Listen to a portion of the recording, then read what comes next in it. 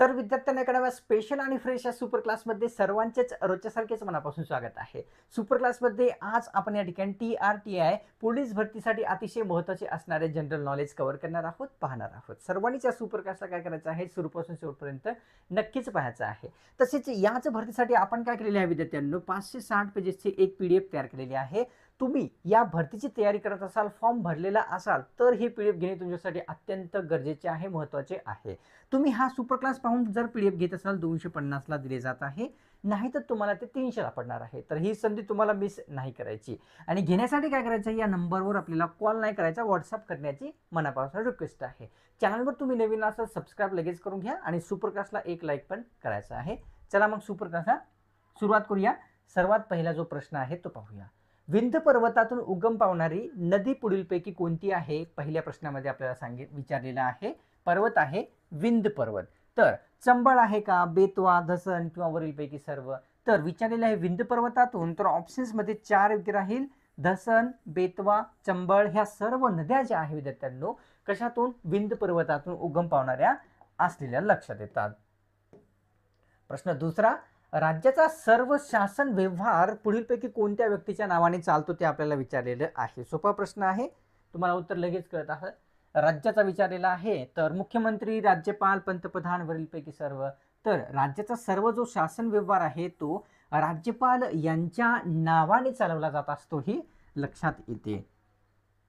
प्रश्न तिसरा, राज्यपाल मंत्रिमंडळाची नियुक्ती करते, सर्वांना माहित आहे. तर कोणाच्या सल्ल्याने करते हे आपल्याला प्रश्नामध्ये विचारलेलं आहे.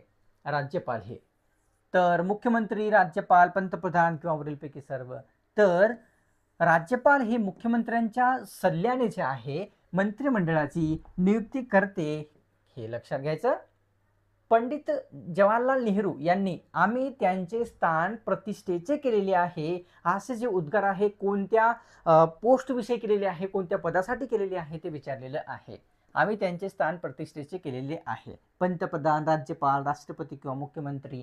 तर पंडित जवाहरलाल नेहरू यांनी राष्ट्रपती पदासाठी आम्ही त्यांचे स्थान प्रतिष्ठेचे ठेवलेले आहे किंवा केलेले आहे असे म्हटले होते. प्रश्न 5वा कव्हर करूया. भारतामध्ये राज्यपाल होण्यासाठी किमान वयोमर्यादा किती ठेवण्यात आलेली आहे? सोपा प्रश्न आहे, व्यक्ती लक्षात घ्या. राज्यपाल यांना विचारलेला आहे 25 वर्ष, 30 वर्ष, 20 किंवा 35? तर या ठिकाणी विद्यार्थ्यांना ऑप्शन्स मध्ये 4 म्हणजे 35 वर्ष एवढी जी आहे राज्यपाल होण्यासाठी किमान वयोमर्यादा आहे. तसेच राष्ट्रपती, उपराष्ट्रपती या दोघांसाठीही सेम ही असलेला दिसतो वयोमर्यादा. प्रश्न 6वा कव्हर करूया. संविधानानुसार खालीलपैकी कोणता एक मूलभूत हक्क नाही, जो की एका घटनादुरुस्तीनुसार वगळण्यात आलेला आहे? मूलभूत हक्कामधून समता, शिक्षण, धार्मिक किंवा संपत्ती? तर संपत्तीचा अधिकार मूलभूत हक्कामधून विद्यार्थ्यांनो वगळण्यात आलेला या ठिकाणी अधिकार आहे. प्रश्न 7वा कव्हर करूया. विचारलेलं की भारतीय संविधान कोणत्या दिवशी स्वीकारण्यात आलेले होते ते विचारलेलं आहे. अंमलात आलेलं नाही, स्वीकारण्यात कधी आले होते ते विचारलेलं. 22 नोव्हेंबर 1949, 26 नोव्हेंबर, 29 किंवा 28 नोव्हेंबर? तर दिवस होता तो 26 नोव्हेंबर 1949 या दिवशी संविधान हे स्वीकारण्यात आलेले होते. प्रश्न 8वा पाहूया. भारतीय संविधान कोणत्या दिवसापासून अंमलात आलेले आहे? आता या ठिकाणी सांगायचं आहे अंमलात कधी आलेला आहे. तुम्हाला उत्तर येत असेल तर 20 जानेवारी, 21 जानेवारी, 23 जानेवारी किंवा 26 जानेवारी? सोपा प्रश्न आहे. 26 जानेवारी 1950 या रोजी, या वर्षी जे संविधान आहे ते अंमलात आलेले आहे, अंमलबजावणी सुरू झालेली आहे त्या दिवसापासून. कोणत्या देशातील बेरोजगारांना मतदान करण्याचा अधिकार नसतो किंवा नाही ते सांगायचं आहे. जो ही व्यक्ती बेरोजगार आहे त्या ठिकाणी त्यांना मतदान करता येत नाही निवडणुकीमध्ये. अमेरिका, जर्मनी, इटली किंवा मेक्सिको? मेक्सिकोमध्ये जो व्यक्ती बेरोजगार असतो त्याला मतदान करण्याचा अधिकार दिलेला नाही. 10वा प्रश्न पाहूया. सर्वात कमी तालुक्यांचा समावेश महाराष्ट्रातील कोणत्या विभागात झालेला आहे ते सांगायचं आहे. तो कोणता विभाग आहे प्रशासकीय? नाशिक, कोकण, विदर्भ किंवा मराठवाडा? तर कोकण या भागामध्ये सर्वात कमी तालुक्यांचा समावेश असलेला आपल्या सर्वांना लक्षात येतो. प्रश्न 11वा पाहूया. तामिळनाडू हे राज्य कोणत्या ऊर्जेमध्ये अग्रेसर असलेले एक राज्य आहे? राज्य लक्षात घ्या, विचारलेले तामिळनाडू आहे. पवन, सौर ऊर्जा, जल ऊर्जा किंवा वरीलपैकी नाही? तर सौर ऊर्जेमध्ये अग्रेसर म्हणजेच प्रथम क्रमांकावर तामिळनाडू हे राज्य असलेले विद्यार्थ्यांनो कळते. प्रश्न कव्हर करूया. दुसऱ्या 12व्या क्रमांकाचा, भारत आणि पाकिस्तान यांच्यातील जी सीमा आहे विद्यार्थ्यांनो ती कोणत्या व्यक्तीने निश्चित केलेली होती ते सांगायचं आहे. भारत आणि पाकिस्तान मधील सर सिरिल जॉन रेडक्लिफ, लॉरिस, सर स्टॅफर्ड रेडक्लिफ किंवा लॉर्ड माउंटबॅटन. तर ते व्यक्ती होते सर सिरिल जॉन रेडक्लिफ यांनी भारत पाकिस्तान यामधील जी सीमा आहे ती निश्चित केलेली आहे. प्रश्न 13वा पाहूया. 72 प्रतिनिधी राष्ट्रीय काँग्रेसच्या कितव्या अधिवेशनाला हजर होते ते प्रश्नामध्ये आपल्याला सांगायचं आहे. तो अधिवेशन क्रमांक काय होता? 72 प्रतिनिधी हजर होते. तर पहिल्या, दुसऱ्या, तिसऱ्या किंवा चौथ्या? तर पहिल्या अधिवेशनाला राष्ट्रीय काँग्रेसच्या एकूण 72 प्रतिनिधी उपस्थित होते, लक्षात येते. प्रश्न कव्हर करूया. 14वा. मेजर कॅन्डी यांनी खालीलपैकी कोणाचा जो सत्कार आहे तो केलेला होता ते विचारलेलं आहे. मेजर कॅन्डी यांनी ऑप्शन्स मध्ये आहे या ठिकाणी विद्यार्थ्यांनो महात्मा गांधी, पंडित नेहरू, शाहू महाराज, महात्मा फुले. तर व्यक्ती आहेत या ठिकाणी महात्मा फुले यांचा सत्कार जो आहे मेजर कॅन्डी यांच्या मार्फत करण्यात आलेला. प्रश्न 15वा कव्हर करूया. पृथ्वीवर जर वातावरण नसते तर विचारलेला आहे की आकाशाचा जो रंग आहे तो कोणता असला असता. आता वातावरण असल्या कारणास्तव तर निळ्या कलरचा आपल्याला आकाश दिसत असतो. जर नसले तर कोणता असायचा? असू शकतो हिरवा, काळा, निळा किंवा पिवळा. तर पृथ्वीवर जर वातावरण नसले असते तर आकाशाचा रंग काळा असला असता हे लक्षात येते. कव्हर करूया. प्रश्न 16वा. भारतातील 70% लोकसंख्या पुढीलपैकी कशावर अवलंबून आहे? सोपा प्रश्न आहे. उत्तर तुम्हाला येत असेल 70% विचारलेली राजकारण, शेती, व्यवसाय किंवा वरीलपैकी नाही. तर 70% जी लोकसंख्या आहे विद्यार्थ्यांनो शेतीवर अवलंबून आहे हे लक्षात येते. 17वा प्रश्न असा आहे. भारतातील कोणत्या राज्यात सर्वात कमी समुद्रकिनारा लाभलेला कोणता राज्य आहे तो? महाराष्ट्र, केरळ, तेलंगणा किंवा कर्नाटक? सर्वात कमी म्हटलं तर ऑप्शन्स मध्ये 2 योग्य राहील. केरळ या राज्याला सर्वात कमी समुद्रकिनारा लाभलेला. 18वा प्रश्न. महाराष्ट्र राज्यातील खालील कोणते आंतरराष्ट्रीय बंदर आहे? आंतरराष्ट्रीय दर्जाचे असलेले सांगायचं आहे की पर्यायापैकी कोणते बंदर आहे? नावासेवा, मुंबई, वरील धोनी किंवा पॅरादीप? तर ऑप्शन्स मध्ये 3 मुंबई बंदर, नावासेवा बंदर जे आहे विद्यार्थ्यांनो या ठिकाणी आंतरराष्ट्रीय दर्जाचे बंदर आहे. मुंबई बंदरावरील जे वाहतूक आहे तिचा ताण कमी करण्यासाठी नावासेवा बंदराची स्थापना करण्यात आलेली आहे. 19वा प्रश्न. स्वराज्य पक्षाचे सर्वात पहिले अधिवेशन कोणत्या ठिकाणी झालेले? पक्ष स्वराज्य हा विचारलेला आहे. पहिले अधिवेशन लखनौ, पटना, गया किंवा अलाहाबाद? तर अलाहाबाद या ठिकाणी स्वराज्य पक्षाचे सर्वात पहिले अधिवेशन भरवण्यात आलेले होते. शासकीय जमिनीवर झालेली अतिक्रमणे तहसीलदार कोणाला सांगतो किंवा कळवतो ते आपल्याला सांगायचं आहे. अतिक्रमण जर झालेलं असेल शासकीय जमिनीवर, ग्रामसेवक, तलाठी, BDO किंवा जिल्हा अधिकारी?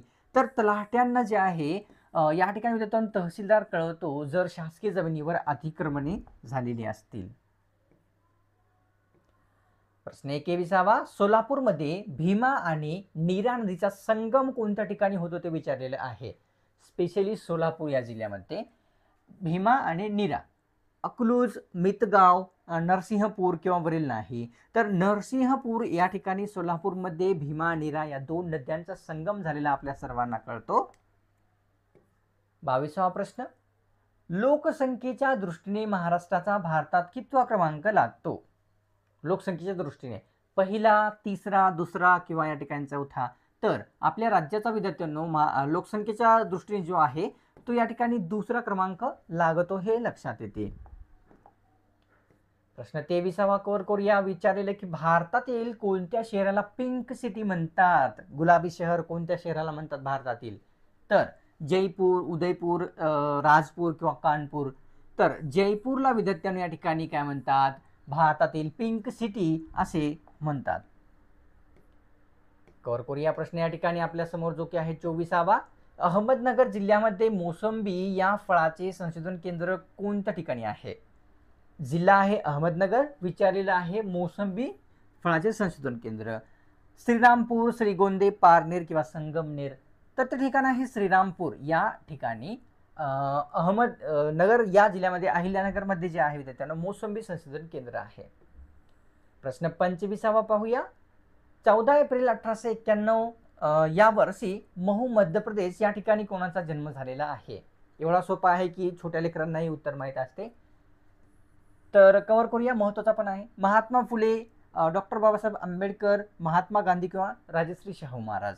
तर डॉक्टर बाबासाहेब आंबेडकर यांचा जो जन्म आहे 14 एप्रिल 1891 महू मध्य प्रदेश या ठिकाणी झालेला. प्रश्न 26 मराठा साम्राज्याचे दुसरे छत्रपती पुढीलपैकी कोण आहेत हे सांगायचं आहे. दुसरे स्पेशली विचारलेलं आहे. छत्रपती शिवाजी महाराज, छत्रपती संभाजी महाराज, शहाजी राजे किंवा तानाजी मालुसरे? तर छत्रपती संभाजी महाराज यांनी मराठा साम्राज्याचे दुसरे छत्रपती होते, लक्षात येते. प्रश्न 27 राजश्री शाहू महाराज हे खालीलपैकी कोणत्या महान व्यक्तींचा मुलगा होते ते सांगायचं आहे. कोण? राजश्री शाहू महाराज यांनी. छत्रपती शिवाजीराजे, छत्रपती संभाजीराजे, वीरराजे किंवा वरील नाही? तर छत्रपती संभाजीराजे यांचे मूल म्हणजेच शाहू महाराज यांनी आहेत, हे लक्षात येते. प्रश्न 28 जी कोशी नदी आहे ती पुढीलपैकी कोणत्या राज्याचे दुःख अश्रू म्हणून ओळखली जाते ते सांगायचं आहे. कोशी या नदीला कोणत्या राज्याचे दुःख अश्रू म्हणतात? ओडिसा, बिहार, पंजाब किंवा आसाम? तर ते राज्य आहे बिहार. बिहार या राज्याचे कोशी नदीला दुःख अश्रू असे म्हणतात. प्रश्न 29 भगवद्गीतेचा इंग्रजी अनुवाद खालीलपैकी कोणी केलेला? भगवद्गीतेचा इंग्रजी अनुवाद करणारे कोण होते? Lord Cornwallis, Lord Ripon, Lord Curzon किंवा लॉर्ड डलहौसी? ऑप्शन्समध्ये एक लॉर्ड कॉर्नवॉलिस यांनी भगवद्गीतेचा इंग्रजीमध्ये अनुवाद केलेला. प्रश्न 30 या ठिकाणी गेट ऑफ इंडिया हा जो आहे तो कोणत्या खडकापासून बनवण्यात आलेला आहे? कोणत्या खडकाचा उपयोग त्याला बनवण्यासाठी करण्यात आलेला आहे? संगमरवर, बेसॉल्ट, वरील दोन्ही किंवा नाही? तर बेसॉल्ट या खडकापासून विद्यार्थ्यांनो गेट ऑफ इंडियाला तयार केलेले, लक्षात येते. आता विद्यार्थ्यांनो सुपर क्लासला सोडण्यापूर्वी पुन्हा एकदा रिमाइंडर आपल्या सर्वांना आहे. TRTI पोलीस भरतीसाठी आपण 560 पेजेसची PDF तयार केलेली आहे. हे PDF तुम्हाला हा सुपर क्लास पाहून जर घेत असाल 250 मध्ये दिले जात आहे, नाही तर तुम्हाला ते 300 ला पडणार आहे. इच्छुक असाल या नंबरवर विद्यार्थ्यांना आपल्याला कॉल नाही करायचा, ही रिक्वेस्ट आहे, आपल्याला करायचा आहे व्हॉट्सअप. तर नक्कीच करून घ्या. तसेच आणखी एक रिक्वेस्ट म्हणजे तुम्ही चॅनलवर नवीन आला असाल किंवा पूर्वीचेही असाल पण सबस्क्राईब जर नसेल केलेली लगेच सबस्क्राईब करून घ्यायचं आहे. सबस्क्राईब करणं एकदम फ्री असते, कोणत्याच प्रकारचा शुल्क लागत नसतो. सबस्क्राईब केल्याने काय होईल की आपल्या चॅनलवर पुढची सुपर क्लास जेव्हा कधी अपलोड होईल त्याची जी नोटिफिकेशन आहे अपलोड करतात तुमच्या स्मार्टफोन मोबाईलवर मिळून जाईल. तर लगेच करून घ्या. सुपर क्लासला सोडण्यापूर्वी एक लाईक करून तुमच्यातर्फे थोडासा जो प्रोत्साहन आहे तो मला नक्कीच दाखवायचा असतो. चला मग भेटूया पुढच्या एका नव्या स्पेशल आणि फ्रेश सुपर क्लासमध्ये.